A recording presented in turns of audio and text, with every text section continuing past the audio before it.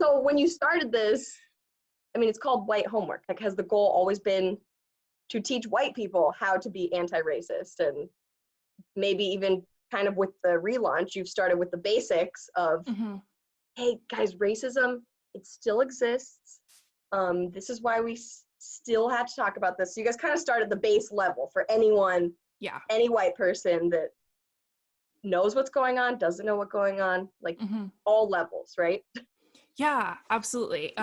So when Nate and Jeff at Koba.fm, which is my podcasting network, came to me, they were like, hey, let's just start with like the super basic basics. And it was kind of interesting because like we didn't know that all of these Black people were going to be killed by police, right? Like we didn't know. And so I had like all of these things kind of lined up. So it was weird timing, right? Just the way it all kind of came together at the same time. When people were suddenly going, oh, we need to be talking about this and we need to be kind of engaging, right? Instead of thinking like, oh, I can just be in the middle and I can be neutral, going like, hey, I need to do some work around this, need to educate myself. But I love that, like for me, when I think of homework, it's not what I would guess like a podcast that has the word homework in the title is, because it doesn't feel like homework, even though when I'm listening, I learn a lot. But it's just like I've hopped into a conversation with you, or like I'm eavesdropping on a conversation with you and your sister, at least for the episodes that I've listened to so far with your sister. Yeah. It's like, oh, I'm just like kind of listening in on this conversation and hearing it from you. It's not like, dear white people, step number 1, please write down how you feel about Black people. Step 2, erase it. It's like we're just kind of listening.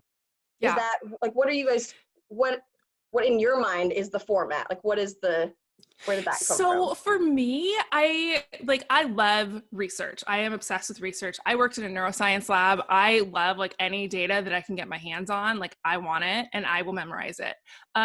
But for racism and like anti-racism work, it's all so serious, right? It's all so like, okay, like this is like all the horrible things that are happening, and it needs to be addressed. But part of the reason that I pulled my sister in for a bunch of the episodes is because she's a comedian, but we're also both Black women who grew up in Portland. So we have a very kind of interesting, unique perspective, and being able to talk about it in more of a lighthearted way where people feel like they can just sit and listen to us and learn, be educated, but also like have a couple of laughs, hopefully, in the process, which sounds kind of contradictory, right? Because it's like, we're talking about racism. This is a very serious problem. And it absolutely is. Like, I don't want to take anything away from that. But at the end of the day, like being able to sit down and have a conversation with my sister or like my family, it's like, we're still laughing, right? We're still going to laugh at the racists, honestly, because it's pretty dumb. Like it's a dumb idea.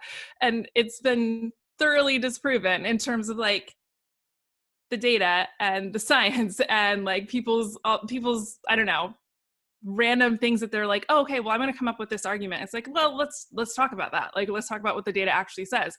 If facts don't care about our feelings, like, what are the facts here? What is your overall goal, like your main goal with White Homework, the podcast? So when I was talking to the guys at Koba, again, my podcasting network, I was like, hey, this is a thing that I want to do, and I want to use it to pay rent for a family of color for a year. So basically, like, that's what we decided to do. Like, when we launched the podcast, relaunched the podcast, I also put out like, hey, if you sign up for my Patreon, this is what we're going to do. We're going to like, we found a family, we're going to pay their rent for a year. They're just going to get a monthly stipend, whatever they need it for. And because I know like the impact of like, I grew up really poor. So I know the impact of like having a little bit of breathing room, it doesn't have to be forever. Right. And people, we have this kind of really messed up mentality of like handouts. And it's like, if you give someone a hand up, they can manage on their own. You don't have to constantly be like pouring resources into people. Like if you give them a little bit of breathing room, like most people want much better for themselves. I think that that's a very like in America, that's a very common thing, right?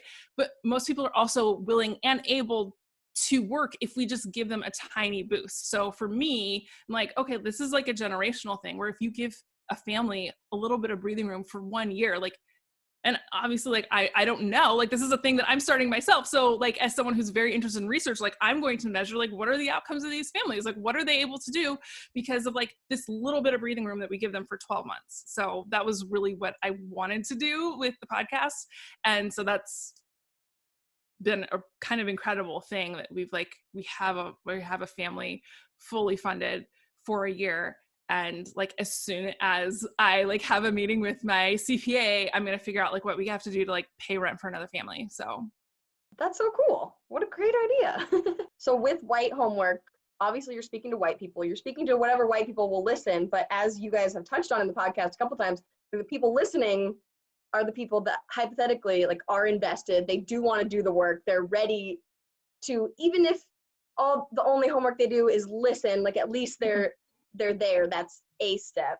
But then like, how do you guys ever think, like, how do you, as a Black woman, it is not your job to teach all of the white people, but even me as a white person, like I have a hard time thinking, how do I get to the people that really that aren't even going to show up to listen?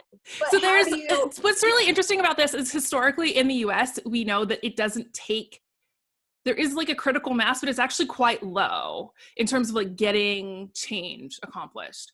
The piece that we're kind of missing right now, I feel like, is organization, like on a national level. That was what was happening during the civil rights movement, people were trying to organize as much as they could on a statewide level and on a national level. And I think that we really need to get to that point.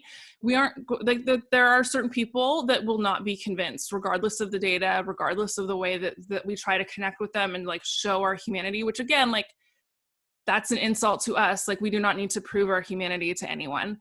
But yeah, there are people that won't be convinced, and that is fine. We don't need them, right? Like it's only like, it's less than 5% generally of you have these people that will go kind of to the forefront of like these ideas and these concepts of equality and humanity and human rights. And you don't need everyone, right? Like we only need an organized few people to actually show up and do the work. And that can tip the scales towards justice.